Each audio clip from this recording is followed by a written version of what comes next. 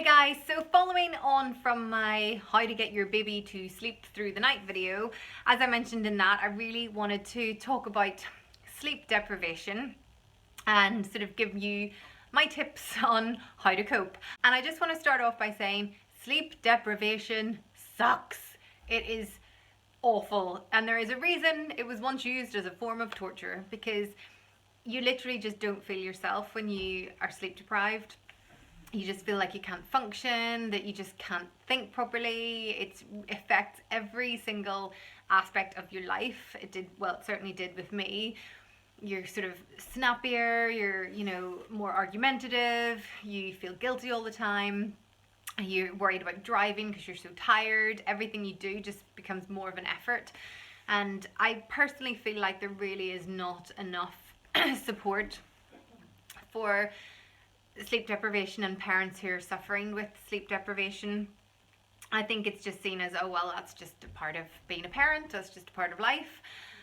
But I think for some people it becomes so much more than just a few days or weeks or months of not sleeping. It starts to impact on sort of how you're being, your mental state. You're exhausted all the time. It affects your relationships, it affects how you are with your kids. So I'm hoping that this video will help a little bit, and yeah, also help you know that you're not alone if you're going through this. No man is an island. Certainly no mum is an island. Sometimes we may feel like it and we try and do everything ourselves, but you need support, you need help. If you have a partner, if you're married or you've got a partner, then they're really going to have to step up and help you here. I know if you're breastfeeding that this can be difficult and you feel like everything's on you. My daughter completely refused to bottle. At first, she's now on a bottle, thankfully, but she did refuse for 5.5 months or something, and that meant that she was completely breastfed. It wasn't just about the breast milk, it was about the fact that she wouldn't even take breast milk from a bottle, so nobody could help me with the night feeds. But by the age of about, 4 or 5 months or so, a baby shouldn't need to be waking every 2 hours as my daughter was for a feed. I think the problem was that because I was the one, she was beside me in the Moses basket, because I was the one in bed beside her and I was the one lifting her up to me, she would smell milk and then she would want milk. So this is where partners, if your wife is breastfeeding, you need to help out in that you need to sometimes maybe lift the baby and take the baby if they're crying and they wake in the middle of the night, because they know it's not that they always need milk. I think sometimes that's used as an excuse of, oh, I can't get up, honey, because you've got to feed her. No, sometimes the baby's only feeding because they smell it off the mum and they will want to feed if they smell it. But as a dad or, partner, you can take the baby and, rock her or him, sing to her or him, or just try and settle the baby without milk. And obviously if the baby takes a bottle, then you can help out by giving them a bottle too. As in, I'm talking to the partner here, if anyone's watching this who's the husband or partner. So if the baby is taking a bottle, then definitely you can help out and do some night feeds. Yeah, I know there's the excuse of, I've got to get up for work in the day. Can I just say, being at home with the child is not being off all day, and this is something that drives me mad. It is really hard work, it's really exhausting, and you still need energy to get through it. So even if you're having to get up for work the next day, your wife or partner is also having to get up and look after children and do things and do housework and whatever else. So yeah, you're maybe just going to have to suck it up and help out. But yeah, definitely share the load, get some help. So I've mentioned sharing the load with sort of your partner, but you also need to get the wider family involved, because obviously your partner's going to be exhausted too. And especially if they're working, and if this goes on for months on end, both of you will be exhausted, and it really will start to impact you and impact your relationship and everything. So you need to ask friends and family to help out, or friends and family, if you're watching this and you know someone close to you who's just had a baby, then offer and say, look, would you like me to take them for a night or help out for a night, or even just come and lie on your sofa for a night and pick up the baby if they cry. And again, that'll help if you're breastfeeding, because that's what happened with me. My mum came around a couple of evenings to let me go and have a couple of hours sleep, and she looked after Sienna, my youngest, whenever she was unsettled, and tried to calm her just by singing to her, and that just allowed me to at least try and get a few hours sleep.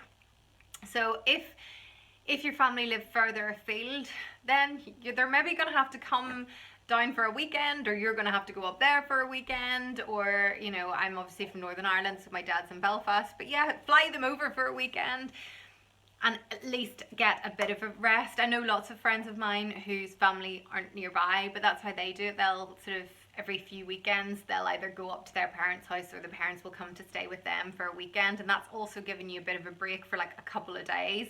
So yeah, definitely try and make the most of friends and family, and if you know, get them to help out.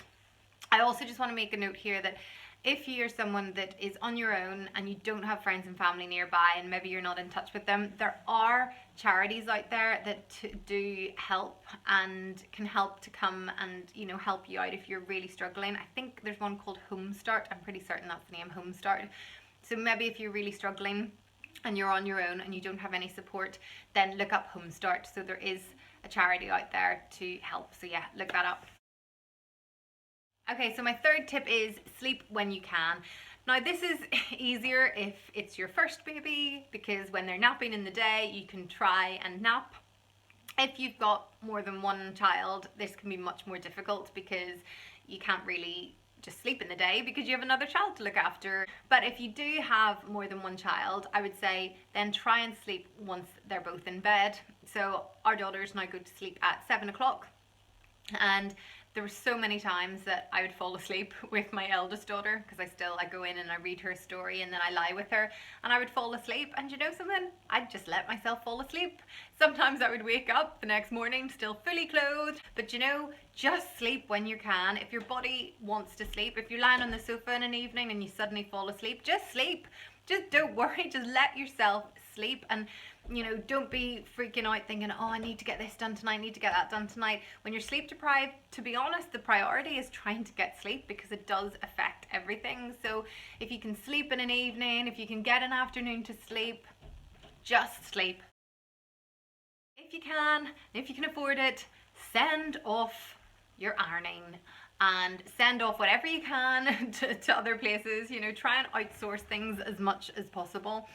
So there are lots of places, ironing places, well, certainly around where I live in Maidstone in Kent, loads of ironing places that come, they pick up your ironing, and then they do your ironing and deliver it back to you a few days later. It's amazing, it's a lifesaver. There are places as well that will do all your washing, laundrettes and stuff that you can, I think the same, they'll also come and pick that up. So if you don't even have time to wash it, then do that as well. You know, don't feel guilty about it being lazy.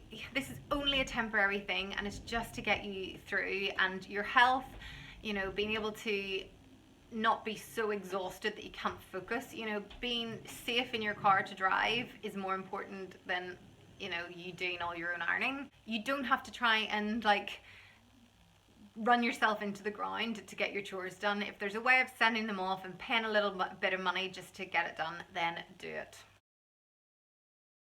So although I feel that there isn't that much help out there if you're suffering with sleep deprivation, I would say that it's still worthwhile going to speak to either your doctor or your health visitor to try and sort of just see what their advice is. And I don't know whether in other parts of the country there's a bit more support for sleep deprivation.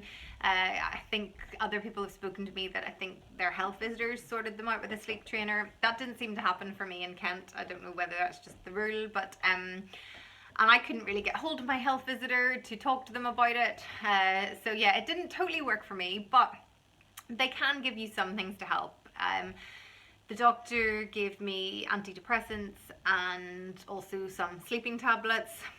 Now I'm a bit skeptical, but not skeptical, but I just think that the root cause for me wasn't, I don't believe, was depression. I believe it's exhaustion, and I think if we'd actually been able to nip the tiredness in the bud, then I wouldn't have been feeling as down.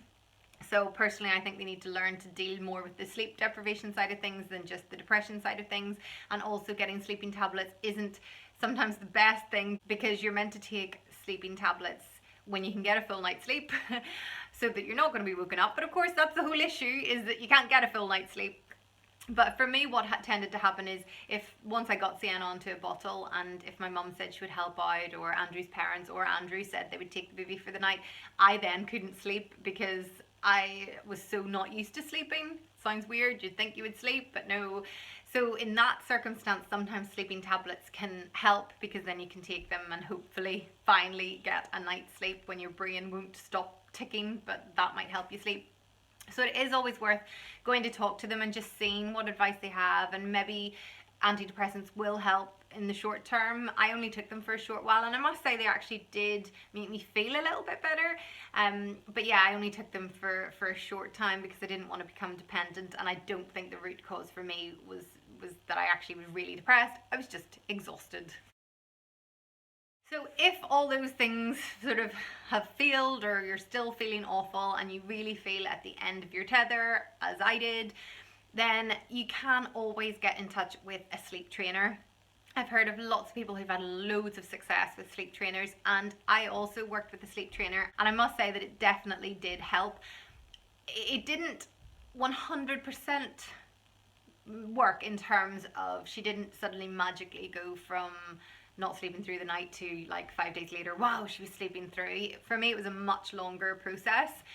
From when I first started working with a sleep trainer to Sienna sleeping through the night was about 6 weeks. And what happened was, we were initially given a routine by the sleep trainer and some advice. And then I tried that. There were certain things that I didn't feel were working for us, certain things I didn't feel particularly comfortable doing. So then I adapted it to what seemed to work better for my baby. And what I did love about it is it gave me a set routine. It gave me one thing to follow, because I was just going out of my mind trying a million different techniques. So I was like, oh, at least this is one thing that we can stick to. And also because a sleep trainer was telling me to do it, I was able to say to my husband, right, you're sticking to this too, and we're gonna do this, and we've got to do this together. It gives you a sense that there's someone to ask questions to, because you can email the sleep trainer to get some advice. Oh, this hasn't worked, and what should we try with this? So it can be definitely a lifesaver for some families. They are extremely expensive, and I understand that, and that's why I would say it's a last resort. But sometimes when you're so desperate, you pay whatever just to try and get a night's sleep. But I wish actually there were more sleep trainers offered, like on the NHS, or certainly at a more reasonable price. So NHS or doctors or health visitors or anything, if you're watching this, yeah, I personally think there needs to be more help and support offered to parents struggling with sleep deprivation.